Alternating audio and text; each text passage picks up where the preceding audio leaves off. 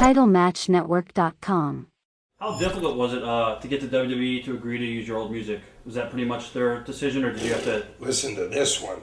James Hetfield wanted to, from Metallica, Right. he wanted to play in like a SummerSlam or something like that because they hadn't done an album in like 5 years. Now, Hetfield's head lawyer back then, this was like, let's say it was like SummerSlam of like 97. They came out with an album. Ty, you want to get that phone? So they came out with an album in like 97, and they wanted to play SummerSlam for free. I'm begging you here, kid. They wanted to play SummerSlam for free, so and Vince is like, and I heard this from I believe it was Dreamer, and Vince was like, Dreamer didn't know who Metallica was. So Vince didn't know who Metallica was, so Vince declined. So then when they went to use my music, usually anybody else gets charged like in between $25,000 and $50,000 to use it. Hetfield says, you know what? Screw Vince. I want $3 million to use that music for my entrance. That's when they changed my entrance music. Wow. But if you notice, they use it on the new the DVD that's coming out.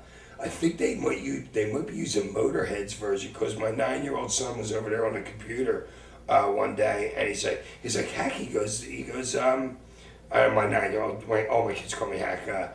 But Oliver goes to me, Hack. He goes, they're playing Enter the Sandman on my entrance to the ECW video, not the Raw video. That I guess apparently they have 2 different videos that are coming out soon.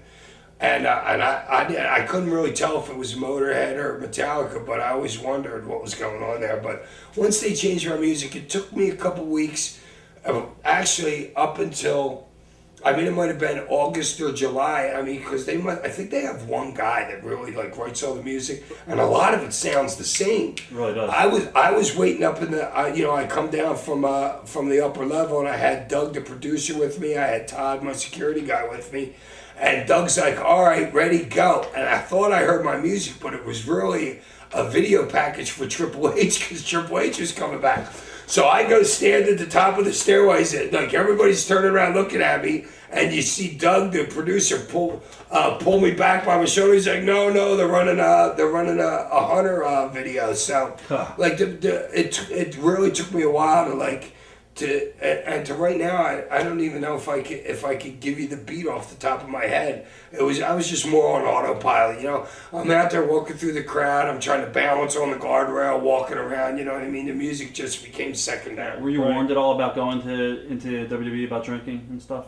No. They pretty much knew anyway. Well, you know what? I knew that I wasn't going to be able to show up for 3 days. Everybody knows what my history is, and you know what I mean? I don't know, maybe if my history wasn't so bad, I would have been in the WWE 7 years before that or whatever, but wrestling was always, you understand, wrestling was always fun to me. I always had another job. I was making $75,000 a year my first day in wrestling school.